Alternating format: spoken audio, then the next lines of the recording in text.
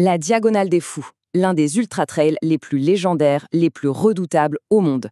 Chaque année, c'est un peu la même question qui revient. Comment on fait pour suivre cette course de dingue en direct? Eh bien, c'est justement ce qu'on va décortiquer ensemble. On va voir tout ce qu'il faut savoir pour ne pas en perdre une miette. Voilà, cette phrase, elle résume absolument tout, non? L'intensité de la réunion, l'effort qui dépasse l'entendement. Ce n'est pas juste une compétition, c'est une aventure, une véritable épopée humaine et sportive qui se joue sous nos yeux. Bon, première chose, pourquoi cette course est-elle devenue un mythe? Qu'est-ce qui fait la légende du Grand Raid? C'est ce qu'on va explorer.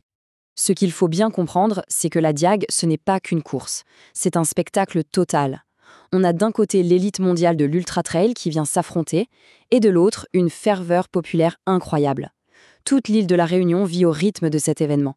C'est un mélange fou de dépassement de soi et de paysages absolument dingues. Alors, pour bien se rendre compte de la folie de ce défi, rien de tel que les chiffres. Et croyez-moi, ils donnent le vertige. Ok, alors notez bien ces dates pour l'édition 2025. Ça se passe du jeudi 16 au dimanche 19 octobre. Le départ, c'est le moment clé. Jeudi soir, 22h à La Réunion, ce qui fait 20h heure de Paris, le début d'une très très longue nuit pour les coureurs.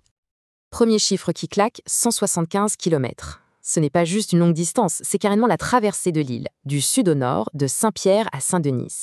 Imaginez un peu, chaque kilomètre est une bataille. Mais attention, la distance, ce n'est que la moitié de l'histoire. Le vrai juge de paix, c'est ça. 10 500 mètres de dénivelé positif. Pour faire simple, ça veut dire que ça ne fait que monter et descendre tout le temps. Des ascensions qui n'en finissent plus, qui cassent les jambes et le moral. Et pour faire tout ça, il y a un temps limite, 66 heures. Pas une minute de plus. Ça peut paraître long, mais c'est une course contre la montre permanente. Il faut gérer son effort, son sommeil ou son absence de sommeil et son alimentation à la perfection. C'est plus de 2 jours et 2 nuits non-stop. Et ce défi est tellement énorme que, eh bien regardez, en général, un coureur sur 3 abandonne. Un tiers des partants ne voit jamais la ligne d'arrivée. C'est colossal. Et ça, ce n'est pas juste à cause de la distance, c'est un tout. Le terrain hyper technique, l'humidité étouffante et surtout le combat mental qui est juste impitoyable. Bon, maintenant qu'on a bien planté le décor, on a compris la dimension du truc. Passons au cœur du sujet. Comment on fait pour suivre tout ça en direct, bien calé dans son canapé? Alors, la question que tout le monde se pose, comment on assiste à ce spectacle en live? La super nouvelle, c'est que non, pas besoin de prendre un billet d'avion pour la réunion, on peut tout vivre à distance. En gros, il y a 2 grandes façons de faire. La première, c'est l'option immersion, la diffusion vidéo en direct. Là, on est au cœur de l'action, on voit les paysages, on ressent l'ambiance.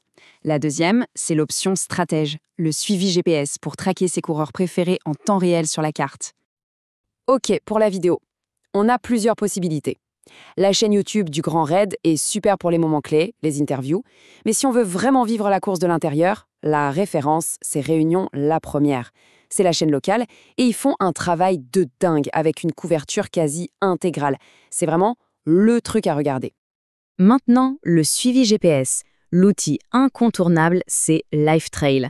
C'est simple, on entre le nom ou le numéro de dossard d'un coureur et hop, on peut le suivre sur la carte ou voir ses temps de passage à chaque point de contrôle et suivre le classement qui évolue en permanence.